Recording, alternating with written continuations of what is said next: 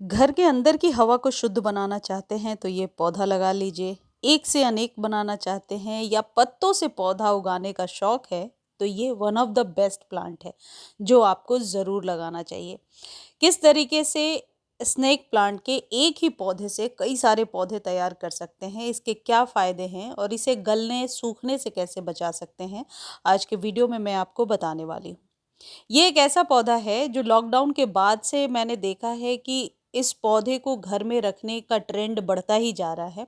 इस पौधे को घर में रखने के बहुत सारे फायदे हैं। यह रात में कार्बन डाइऑक्साइड को ऑक्सीजन में बदल सकता है और ये पौधा जिस जगह पे रखा होता है वहाँ वातावरण शुद्ध होता है, शुद्ध रहता है और कहने का मतलब एयर को प्यूरिफाई करता है। कई बार आपने देखा होगा किचन वगैरह में जब हम लोग छौंक लगाते हैं और जो धुआं निकलता है वो ऊपर जाकर चिपक जाता है। ऐसे में उस प्रदूषित हवा को साफ करने के लिए आपको अपने किचन में भी इस पौधे को ज़रूर लगाना चाहिए। यदि इंडोर आप पौधा लगाना चाहते हैं तो ये जो वैरायटी आप देख रहे हैं इसकी वैसे तो स्नेक प्लांट की बहुत सारी वैरायटीज़ आती हैं। इस वैरायटी को लगाइए तो कम जगह में काफ़ी खूबसूरत लगता है ये पौधा देखने में। ये जो स्नेक प्लांट है ये न्यू पब्स अपने आप ही निकालता रहता है। तो एक क्वेश्चन ये भी है कि यदि आप नर्सरी जा रहे हैं तो किस तरीके के पौधे को लेकर के आएंगे। आप ऐसे पौधे का चुनाव करें जो गमले में लगा हो, ब्लैक वाली पन्नी में ना हो, साथ ही साथ मल्टीपल पप्स उसमें निकली हों ताकि आप एक ही पौधे से बहुत सारे पौधे बना सकें। अब कई लोग ऐसा कहते हैं कि पौधे को धूप में रखा तो खराब हो गया और छाया में रख दिया तो बिल्कुल भी नहीं चला ये पौधा। तो सबसे पहले रोशनी की बात कर लेते हैं, किस जगह पे रखना है इस पौधे को।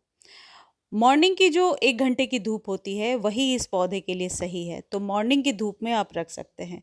सर्दियों में यानी नवंबर, दिसंबर, जनवरी में इसे फुल सनलाइट में रखिए। बाकी के 9 महीने इस पौधे को आप यदि बाहर रखते हैं बालकनी में या टेरेस पर तो ऐसी जगह पे रखिए जहाँ सिर्फ मॉर्निंग की धूप मिलती हो और दोपहर की धूप ना मिले।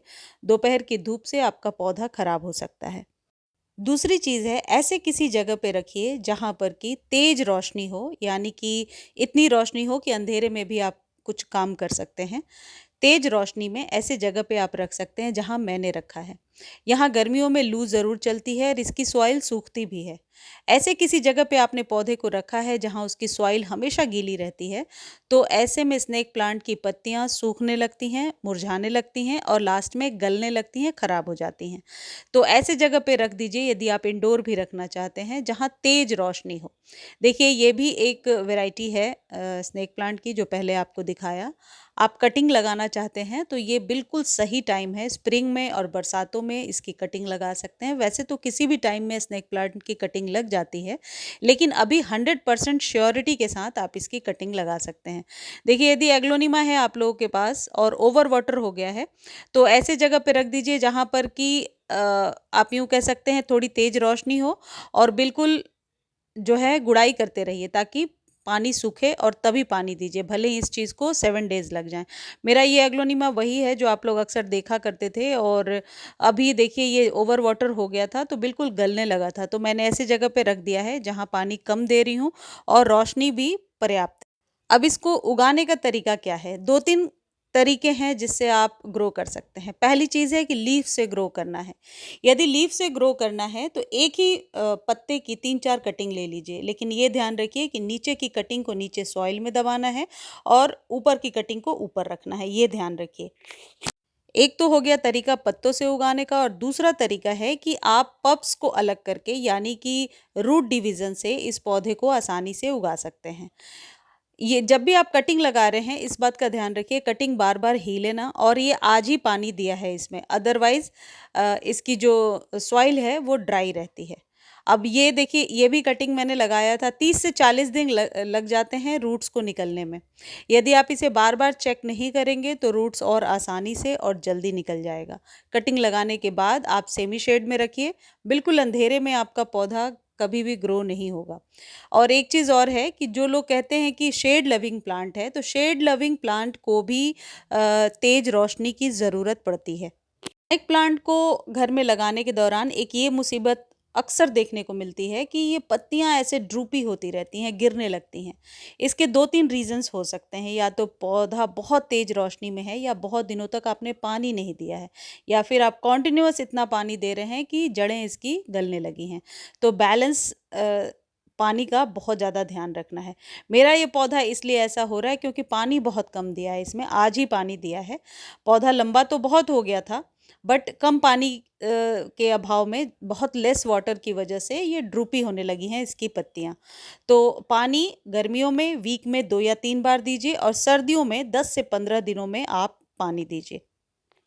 स्नेक प्लांट को आप ऐसे किसी कंटेनर में लगाइए जो थोड़ा डीपर हो, यानी कम से कम 8 से 10 इंच का हो। वैसे तो प्लास्टिक के बॉटल में भी ये बहुत आसानी से लग जाता है। स्नेक प्लांट में इस तरीके से पत्तियां यदि मुड़ रही हैं या बीच से फट रही हैं, तो समझिए कि वो पौधा खराब होने वाला है। तो उसे निकाल करके रीपॉट कर दीजिए। कई बार रूट्स बहुत ज़्यादा बाउंड हो जाती हैं, उस वजह से भी ऐसा होता है। स्नेक प्लांट को साल में 2 या 3 बार, यानी 4-4 महीने पर यदि आप इसे फर्टिलाइज़ करते रहेंगे, फीड करते रहेंगे, तो ये पौधा आसानी से ग्रो होता रहेगा।